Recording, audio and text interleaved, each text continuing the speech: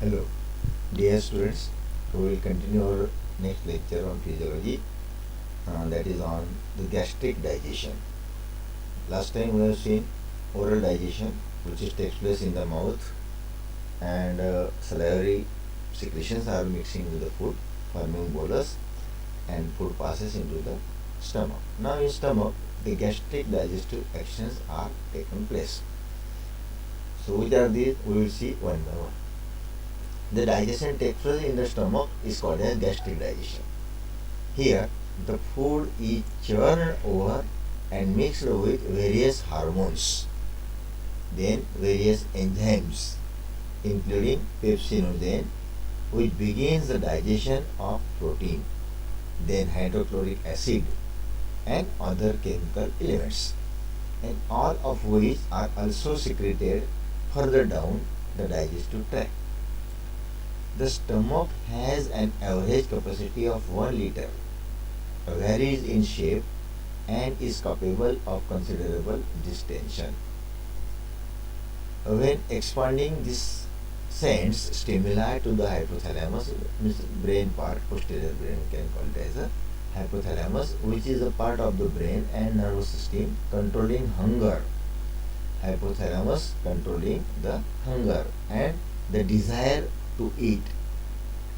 After receiving the bolus, means chewed food material and masticated food material mixed with saliva, after receiving the bolus, the process of peristalsis is started. Peristalsis means a step-by-step gradual passage of the food into the tube, mixed and churned with gastric juices, and the bolus is transformed into a semi-liquid substance called as chyme. The food mixed with saliva, lubricated, and called as chyme. Generally, it is a chyme. Means in stomach, the 4 digestive juices are mixed. First is saliva, second is hormones, third is pepsinogen hormone, digestive juice, and then hydrochloric acid. HCl is also secreted in the stomach to kill the bacteria and some worms. The gastric glands. The glands, as I told you that there are different glands present in the, and hormones send the signal from brain, hypothalamus to the target organ for the secretion of the digestive juice. So there are many different gastric glands. They are located in the stomach wall and they secrete many different chemicals or digestive enzymes or digestive juices. For example, parietal cells secrete hydrochloric acid and intrinsic factor. Then chief cells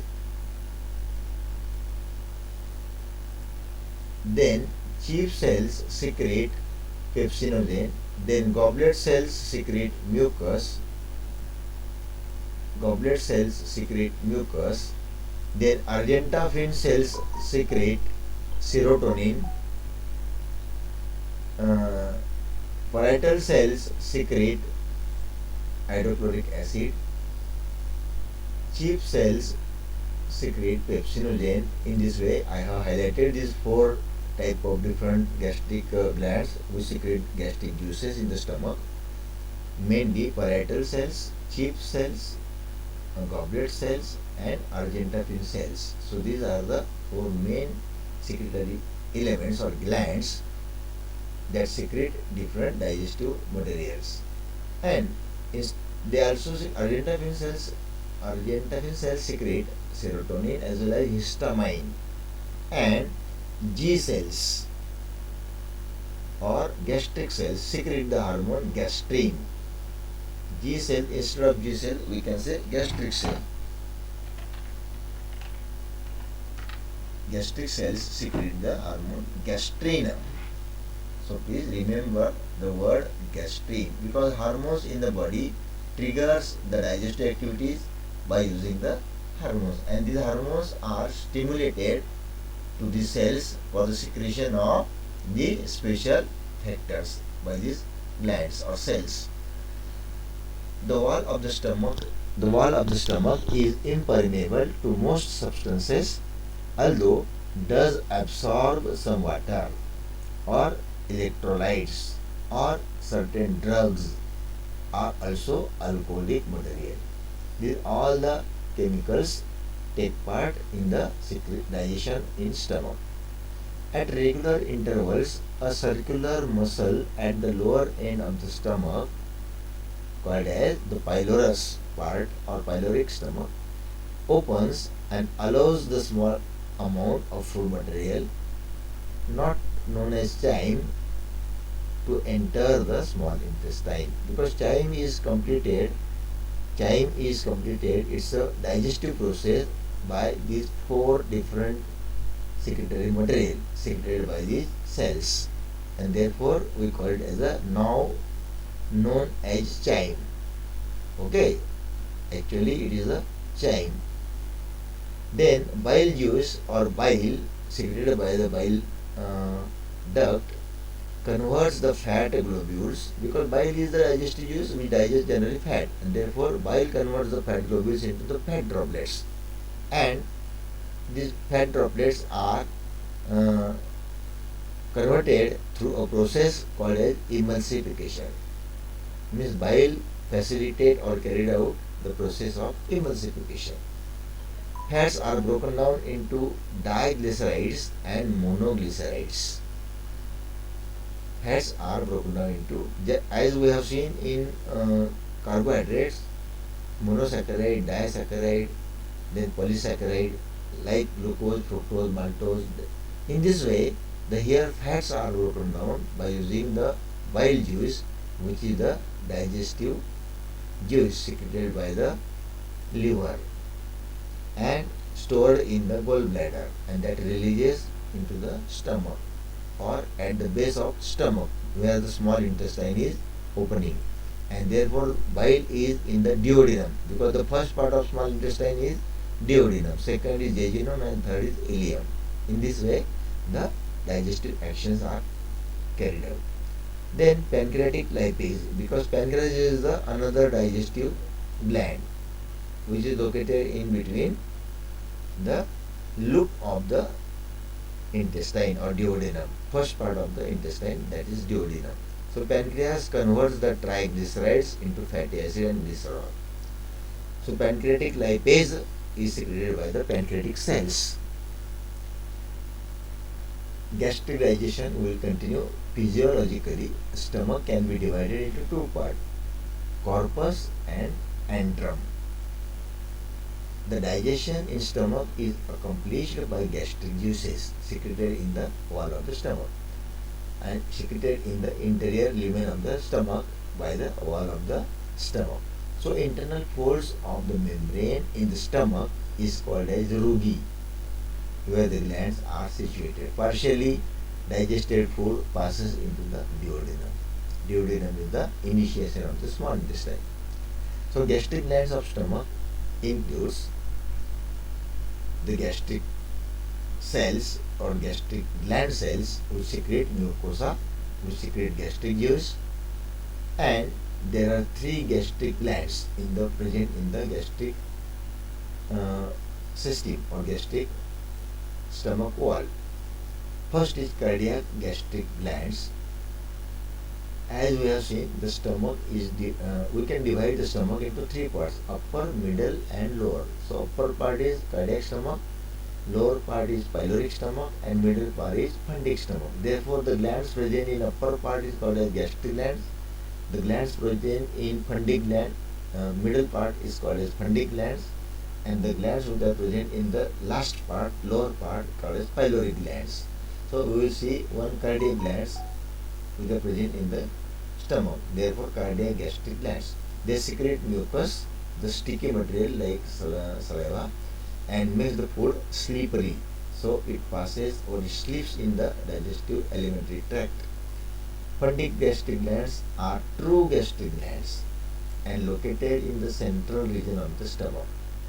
It consists of three types of cells: chief cells or the Lamellin cells, parietal or oxygentic cells, and mucous cells. So we can categorize the gastric cells or gastric glands in these three different types. So what is the function of these different type of cells? That is chief cells, parietal cells, opsontic cells, then cell secreting cells, all these. So chief cells located at the base of the gland and secretes an enzyme pepsin and renin. Pepsin and renin is secreted by the chief cells. Then hydrochloric acid is secreted by parietal or auxiliary cells. Then third one is the pylori gland. As we have seen, that lowermost part of the stomach is called as pylorus. These glands located in the terminal region and secretes mucus which protects stomach from self-digestion.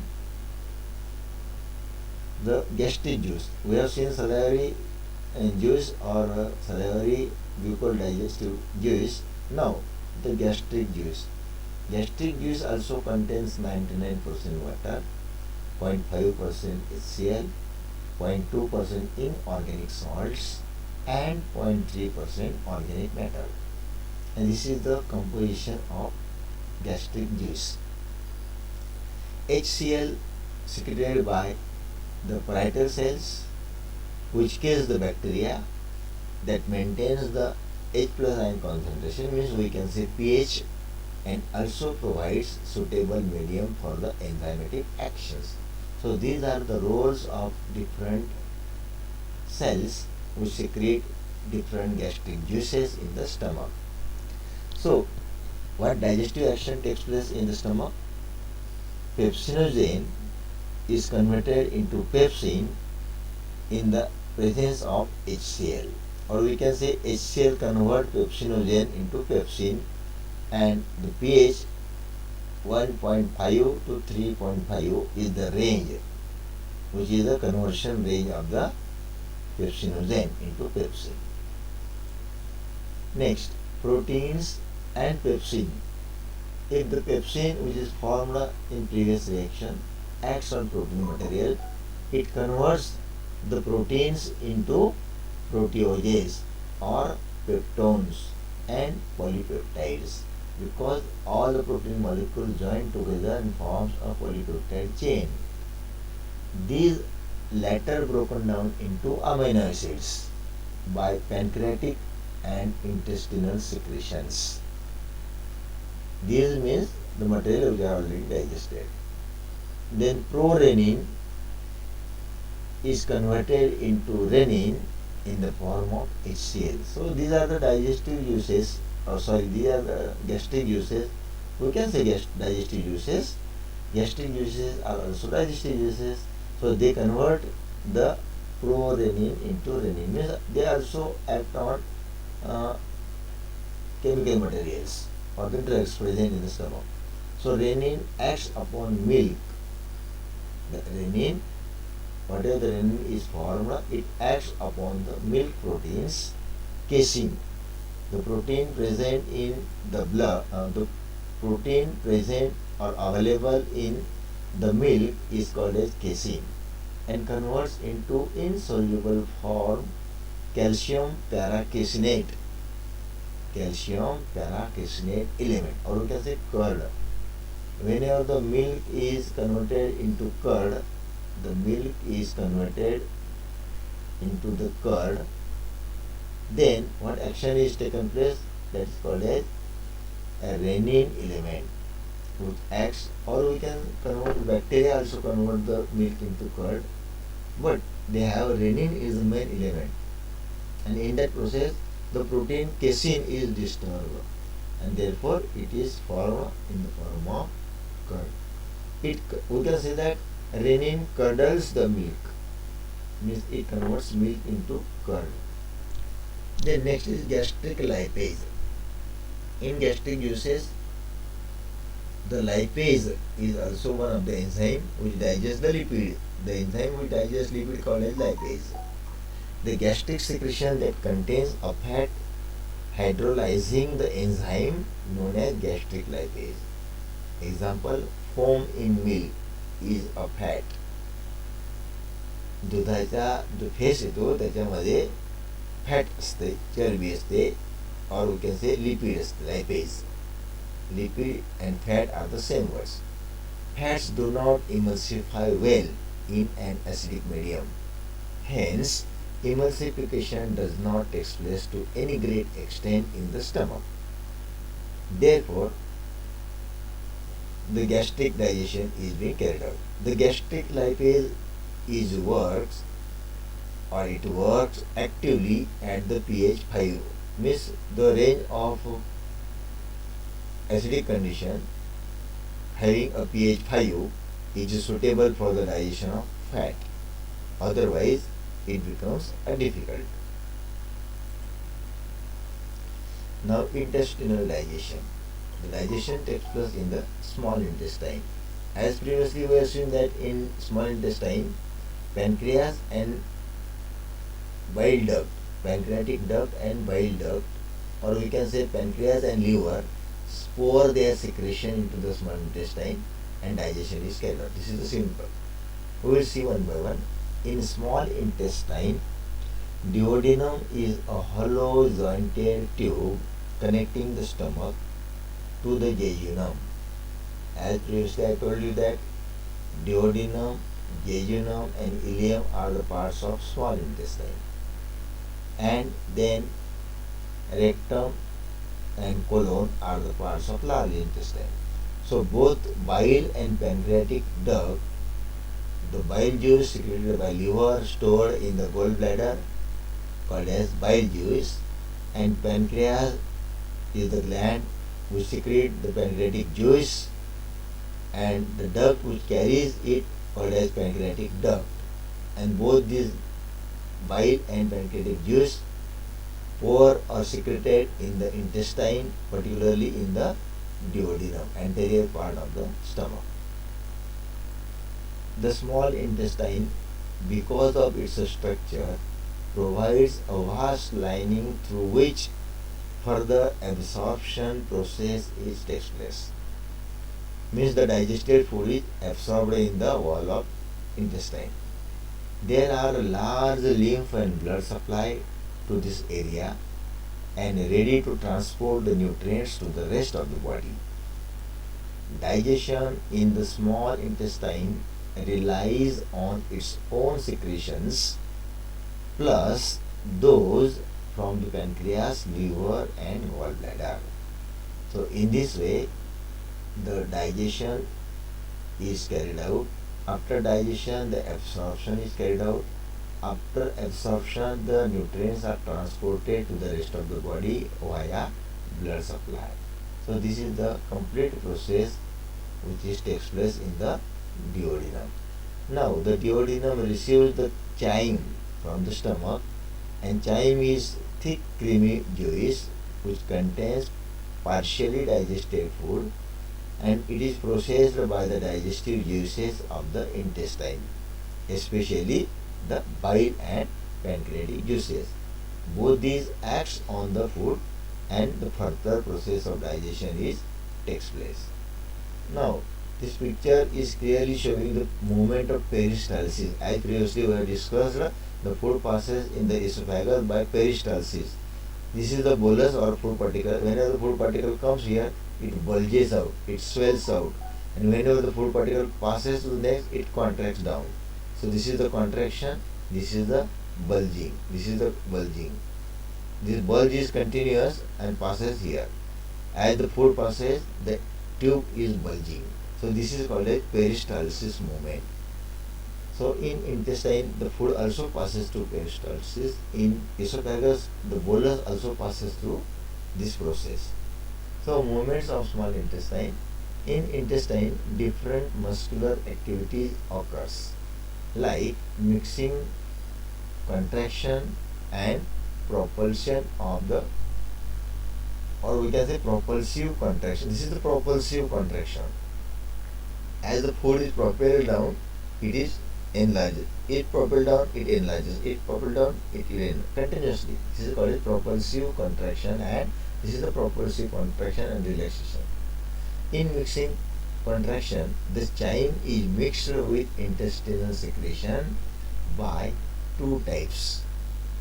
The chyme or the solid part mixed by saliva and digestive enzymes is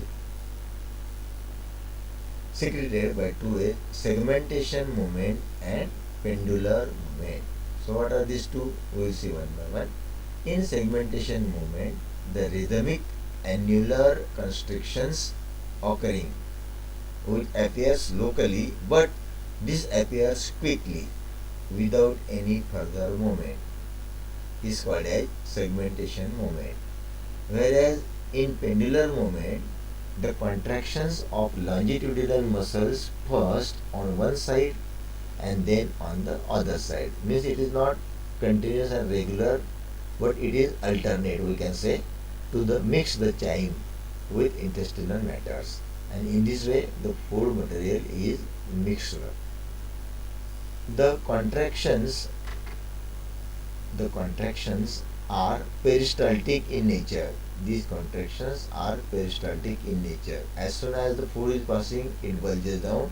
As soon as it passes to the neck, it contracts hardly and then comes relaxed to the normal position. So, muscles first on one side and then on the other side to mix the chyme with intestinal matters, and the contractions are peristaltic in nature and serves to move the intestinal contents by peristaltic rushes, or we can say peristalsis movement. In this way, the intestinal digestion takes place. Now, the pancreas.